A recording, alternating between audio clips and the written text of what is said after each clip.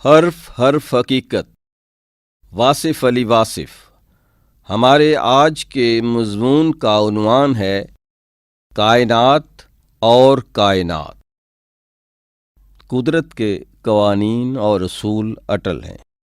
قدرت اپنے بنائے ہوئے قوانین اور اصولوں کے مطابق خود بھی پابندی اختیار کرتی ہے اور دوسروں کو بھی ان میں پابند کر کے رکھ دیتی ہے۔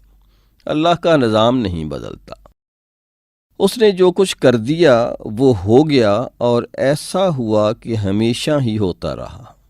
سورج مشرق سے نکلتا ہے تو نکلتا ہی چلا آ رہا ہے، مغرب میں ڈوبتا ہے تو مغرب میں ہی ڈوبتا چلا جا رہا ہے۔ یہ عجیب بات ہے کہ ہر روز نئی اور نرالی شان والا اللہ ہر چیز کو اس کے حصار اور اس کے مدار میں ہمیشہ حرکت کرتے رہنے کا حکم لکھ چکا ہے، اور جو کچھ وہ لکھ چکا ہے وہ اٹل ہے۔ ہمارے ارادے بدلتے رہتے ہیں لیکن اس کا امر اٹل ہے، تبدیل نہیں ہوتا۔ زمین کی گردش بلکہ گردش شام و سحر، گردش افلاک، گردش زمانہ، ہر چیز مقرر شدہ اور مکتوب ہے ایک مخفی کتاب میں۔ جاننے والے جانتے ہیں کہ زندگی کے نصیب میں موت لکھی جا چکی ہے۔ ہونا نہ ہونا ہو کر رہتا ہے۔ قادر مطلق نے قوانین قدرت بیان فرما دیے ہیں کہ ایسا ہوگا، ایسا نہیں ہوگا۔ انسان جتنی کوشش کرے گا اتنا ہی نتیجہ حاصل کرے گا۔ یہ اصول ہے۔ دریا پہاڑوں سے نکلے گا، رواں دواں اپنی منزل کی طرف روانہ ہوگا اور سمندر سے ہمکنار ہوگا۔ آسمانوں سے می برسے گا، زمین سے پودے اگیں گے، پرندے ہوا میں اڑیں گے اور مچھلیاں پانی میں تیریں گی۔ سب اصول مقرر ہو چکے ہیں، تمام قوانین مرتب ہو چکے ہیں، سب باتیں طے ہو چکی ہیں۔ ہر آغاز کا ایک انجام ہوگا اور ہر انجام کسی آغاز پر منتج ہوگا۔ اگر بات صرف یہاں تک ہوتی تو یہ کائنات، یہ زندگی ایک مشین بن کر رہ جاتی، لیکن غور کرنے والے، فکر کرنے والے، تدبر و تفکر کرنے والے جانتے ہیں کہ اس منظم اور مرتب کائنات کے ساتھ ساتھ ایک اور کائنات بھی ہے جہاں کے اصولوں کے جہاں سے الگ ہیں، جہاں کے قانون کی دنیا سے بہت ہی مختلف ہیں۔ یہ ایک نرالی کائنات ہے، بالکل مختلف، یکسر، عجیب، بلکہ ایک عجوبہ۔ اصول تو یہ ہے کہ آگ جلائے گی، لیکن عجیب بات یہ ہے کہ نار ہے اور اس میں گلزار ہے، اور اس گلزار کے اندر محرم اسرار و جلوہ گر۔ اصول بنانے والے نے اصول کو معطل کرنے کا بھی اصول بنایا ہے۔ جس نے آگ کو حدت عطا فرمائی، اسی نے آگ کو حکم دیا کہ وہ ٹھنڈی ہو جائے۔ سلامتی کے ساتھ ابراہیم پر۔ منشا کا اصول الگ ہے، وہ چاہے تو کیا سے کیا ہو جائے، وہ اپنے اصولوں کا کیوں پابند ہوگا۔ قانون تو یہ ہے کہ محنت کرنے سے رزق ملے گا، لیکن جب دینے والا چاہے تو بے حساب دے دیتا ہے، بے پناہ دے دیتا ہے۔ وہ زمین اور آسمان کے خزانوں کا مالک ہے اور کسی کے آگے جواب دہ نہیں، نہ اس کا کوئی آڈٹ کر سکتا ہے۔ کائنات کا کوئی اصول ایسا نہیں جس میں استثناء نہ ہو۔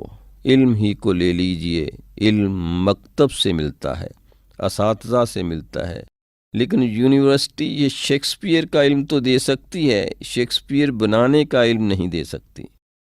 اقبال نے شرق و غرب کے علوم حاصل کر لیے، اس کی روح میں تشنگی بڑھ گئی۔ اب شرق و غرب کے علوم کے بعد کیا ہے؟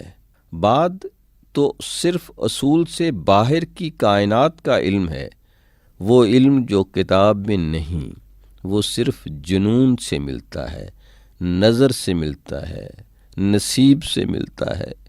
قانون سے باہر، اصول سے پرے، الگ، نرالا، انوکھا علم، انوکھی کائنات کی دریافت کا علم، ایسی کائنات جہاں عمل معطل ہے اور علم ہی علم ہے، جہاں صرف مشاہدہ ہے، حیرت ہے، نیرنگی ہے، کوئی اصول نہیں۔ یہ ظاہری کائنات اس کائنات کے مقابلے میں بہت ہی مختصر ہے۔ وہ کائنات منشا کی کائنات ہے، عنایات کی کائنات ہے، عطا کی کائنات ہے، ایسی کائنات جہاں وقت ساکن ہو جاتا ہے اور جلوے متحرک رہتے ہیں، جہاں دن رات ماہ و سال نہیں ہوتے، وہاں صرف محویت اور جلوے ہوتے ہیں۔ علم ہی علم ہوتا ہے اور تعلیم نہیں ہوتی۔ اس کائنات میں دنیا کو علم عطا کرنے والے ہوا کرتے ہیں۔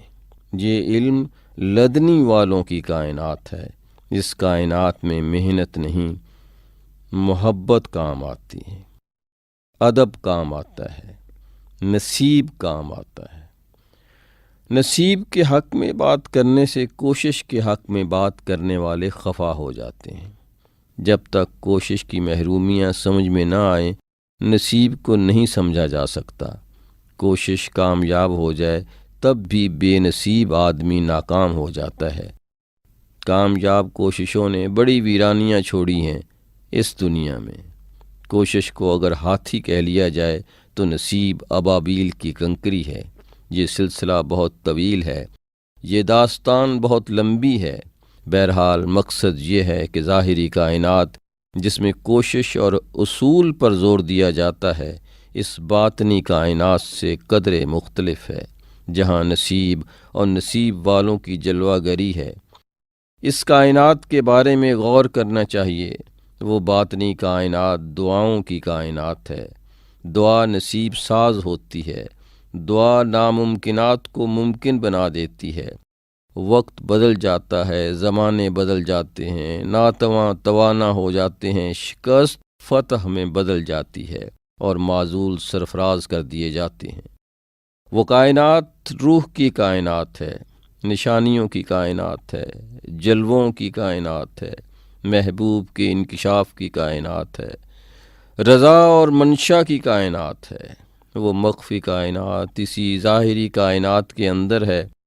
وہاں خاموشی بولتی ہے، وہاں درخت باتیں کرتے ہیں، پہاڑ پیغام رسانیاں کرتے ہیں، دریا علامتیں بن جاتے ہیں اور سمندر حقیقت کا روپ اختیار کر جاتے ہیں۔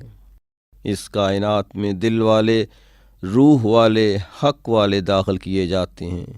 اس کائنات کا سفر راتوں کو پچھلے پہر طے ہوتا ہے۔ اس کائنات میں اشکوں کے چراغ جلتے ہیں، روشنی ہی روشنی، نور ہی نور، جلوے ہی جلوے۔ یہی وہ مقام ہے جہاں اصول اور قانون تبدیل ہو جاتے ہیں، وقت کے فاصلے سمٹ جاتے ہیں، غیب حاضر اور حاضر غیب ہو جاتا ہے۔ اسی کائنات میں موت کا عمل معطل ہو جاتا ہے، دور کی آواز قریب سے سنائی دیتی ہے۔ یہ مخفی کائنات اللہ کے خاص بندوں کی کائنات ہے، ان لوگوں کی جن پر اس کا فضل ہوتا ہے۔ یہ کائنات کوشش سے نہیں، نصیب سے میسر آتی ہے۔ یہ عجیب بات ہے کہ انسان آگ لینے جائے اور پیغمبری لے آئے۔ یہ کیسی کائنات ہے؟ یہ باطنی کائنات سب سے پہلے اپنے باطن میں دریافت ہوتی ہے اور پھر یہ کائنات پھیلتی ہوئی کل کائنات بن جاتی ہے۔ یہاں کے اصول عجیب، یہاں کے قوانین نرالے ہیں۔ یہاں منزلیں نہیں ہوتی، صرف سفر ہوتا ہے، مسلسل سفر۔ ایک مقام کے بعد ایک اور مقام انتظار کرتا ہوا نظر آتا ہے۔ یہاں دیکھنے کے لیے آنکھ بند کرنا پڑتی ہے اور سننے کے لیے کان درکار نہیں۔ یہاں سماعت دل کے کان سے ہوتی ہے۔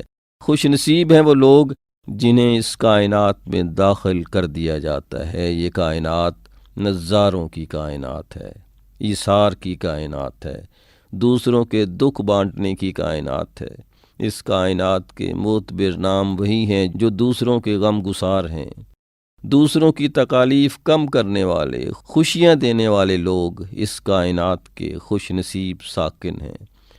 وہ خوش نصیب جن کے پیش نظر انسان کی زندگی کو آسان بنانا ہے، جو ہمہ حال منشائے محبوب اور آواز دوست پر لبیک کہتے ہیں۔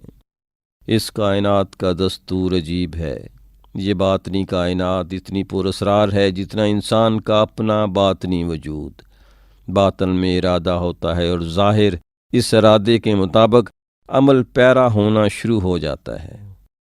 مثلا ذہن یا دماغ ارادہ کرے تو اعضاء و جوارح حرکت شروع کر دیتے ہیں۔ اگر دل میں محبت آئے تو زبان میں شائستگی آنا شروع ہو جاتی ہے۔ اگر باطن میں غصہ آئے تو ظاہری وجود کے چہرے پر تیوری اور نفرت کا اظہار ہونا لازمی ہے۔